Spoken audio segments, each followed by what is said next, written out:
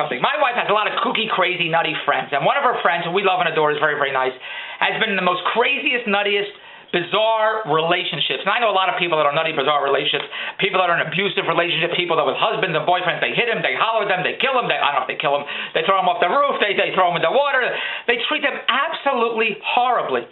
And why are they still together? I don't understand. And one of these friends I was just talking to said, oh, I had a boyfriend, and he threw me out of the car, he threw me in the middle of the road, he threw me in the river, he threw me on the moon. The terrible things this guy was, oh, I love him, I adore him, I can't get enough of him, I got to have him. I thought, what are you out of your mind? Oh, he's my best friend. I don't get it. What is this with people and abusive relationships, whether they hit you or talk terribly towards you? Why do you stay? Well, it doesn't make any sense whether you're a boyfriend, a girlfriend, a husband, whatever. When somebody talks to you in such a nutty, bizarre way, I hate your guts, you mother effer, get the hell out of here, and does crazy things, why do you stick around? And millions of people stick around, and I just don't. People say, well, I got kids, I just can't leave. You're living with a nut. How can you not? That nothing makes any sense. I know lots of people that throw their girlfriends out of the car. Get out of the car in the middle of the road, in the middle of darkness. And they say, okay, they call them, I love you, I adore you, I'm sorry you threw me out. Nothing makes any sense to me. A few weeks ago, Andrea said to me, David, you're controlling and you're selfish. You're the most selfish person. You're so controlling. I said, give me a few examples. She said, I'm not telling you. That's what she said. I'm not going to give you the satisfaction to tell you how controlling you are and how selfish you are. I said, well, just tell me. Give me some examples. You tell me I'm selfish and controlling. Tell me, how am I selfish? I'm not going to tell you how.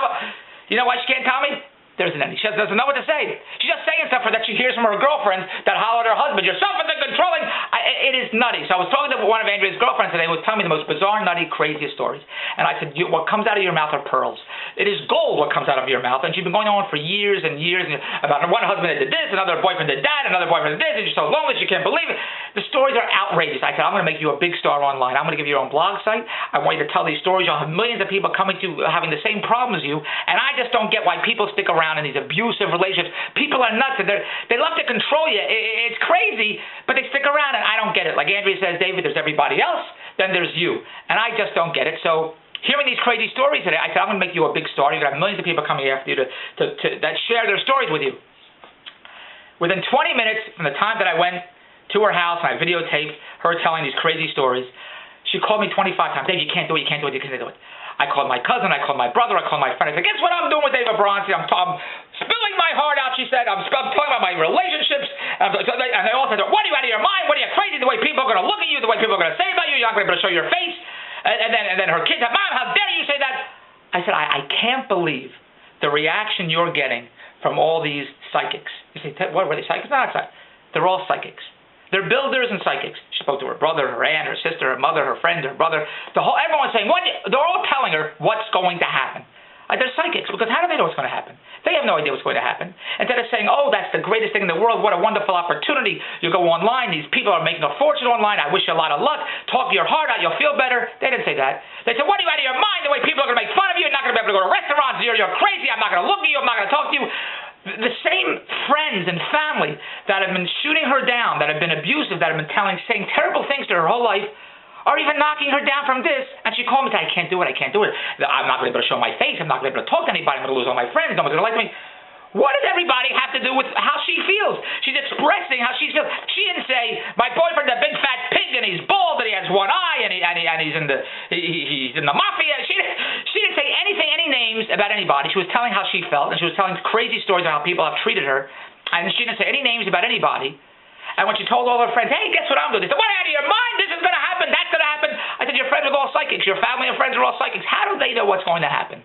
And they're also builders, because they just put walls and ceilings and hurdles and barriers all around you because they don't want you to go in another direction. They don't want you to succeed. And for some strange reason, you care what all these other people think and say about you. And that's why you're in this emotional state, which is in this little box, because you allow all your friends and family to put you in this little box by the way you feel they're going to think about you. So, they're going to think of me as terrible when I walk in a restaurant, I'm going to hide my face. This is the craziest mindset, but it's not just her mindset. I know lots of people like that. Their whole lives are based on their image of how other people view them. I know people that have homes that, they spend thousands and hundreds of thousands fixing up their homes, not for them, for how other people will perceive their house. I know people that have homes that are like museums. When you walk in, you can't touch anything. You can't sit, you can't touch, you walk around. They have a little rope, a little velvet rope. As soon as you walk in the front door, they have a guard there, and they have a tour guide. Come on and look at my house. Over here is the living room, over here is the kitchen. This is a lot. You can't touch anything. They have plastic all over. No, they have plastic, they have glass.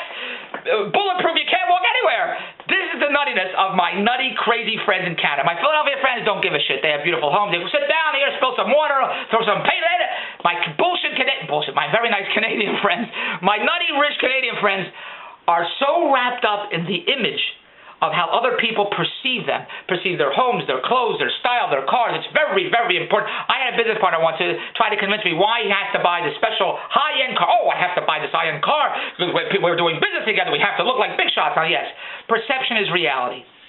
But to go through life every day looking how people view you and look at you and all that. You know, I took Jared to the doctor yesterday, and the doctor was away, and they had a very pretty blonde there who he saw last week. I know who it was. It was a pretty blonde.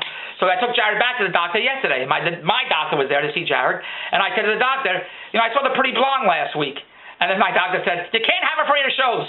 And Jared was laughing. I said, why are you laughing? He says, who would say to a doctor, I saw the pretty blonde last week. The pretty blonde doctor, I said. He said, no, nobody would say that. Only you would say that. I said, what should I say? She would say, well, I saw the other doctor you had on the room last week. There's another doctor. She was very nice. But you called her a pretty blonde doctor. I said, because she was pretty and blonde.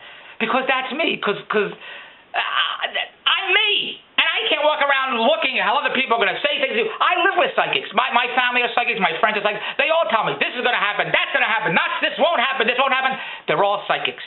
Nobody has any idea what's going to happen. And I also have builders. I live with builders. I associate with builders. They constantly build up walls, ceilings, barriers, boulders to block everything that I want to do because it takes thought to do something to move forward. And I'm a very positive, open guy. I see an opportunity and I jump through it. And I jump through the hoop like an elephant. But that's me. As Andrea said, there's everybody else. Then there's me. And what happened today was, after the girl was spilling her guts out to me about her relationships and her boyfriends and the bullshit, and she was so excited to get it out, and when she started telling her friends and family, said, what are you, nuts? What are you, crazy? I said, have them all call me. Because I want to put them online too, because one of them is going to spill out their guts, and they're going to make a fortune online, like all these bloggers are making $30,000, $40,000, $70,000 a month blogging about their relationships, about their friends, about their feelings, whatever the hell it is, and they just want to keep you down. I can't believe, and I feel sorry for Andrea's friend who got these calls because she's been in that state of mindset with the friends and family who she kept telling me, I have no friends, I can't stand these friends, I lost all my friends, they're the most horrible friends, and the guy I broke up with, he's horrible, the way he treats me, and then she goes back, oh, what if I get back together with him? I said, the things you told me he did, why would you want to get back together? Well, I might get back together, and then all the friends that left me because of him, now they won't be friends with me. I said, you already told me they're not friends with you. Well, but they might go back to be friends with me. It is the craziest, I feel terribly, she's just, in that mindset, it is the nuttiest, craziest thing. And I feel terribly, terribly bad. And I'm sorry. And that's why I did this blog, because this is a type of person, and there's millions of out there like that it's not me, and I don't have the patience for it, I don't have the bullshit for it, and it's just not me. And I beat to my own drum, and as Andrea says, there's everybody else, and there's me. And I wanted to talk about this blog to all the people that are abused mentally, emotionally, physically, whatever the hell it is. Get the hell out of there, you're nuts! What the hell's happening there? That's it, goodbye! DavidBronstein.com, goodbye!